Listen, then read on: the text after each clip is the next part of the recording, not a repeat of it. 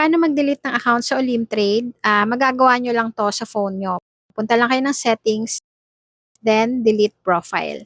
Sa desktop, walang ganitong option. Kailangan nyo mag-chat sa support para ipa-delete yung account nyo. Yung mga merong multiple accounts sa Olimtrade, using different email, i-delete nyo na yung iba, magtira lang kayo ng isa. Kasi bawal sa Olimtrade ang maraming account, dapat isa lang. Kasi kapag nag-verify sila ng account at na-detect na marami kayong ginagamit, possible na i-block nila yung account nyo. Then, kapag na-block yung account nyo, hindi nyo na mawi-withdraw yung balance nyo. May mga traders na sinasabi na scam si Olimtrade kasi hindi nila ma-withdraw yung balance nila, tapos naka-block sila. So, isa yan sa possible reason. Legit si Olimtrade pero kailangan yung sundin ng policy nila and bigyan sila ng valid documents kung ano man yung hingin nila. Sa lahat naman ng platform or broker, ganyan.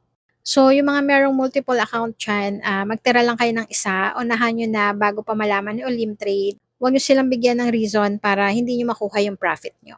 Sa mga zero knowledge trading, meron akong video na ginawa, step by step yon na pwede nyong sundin. Free lang yon.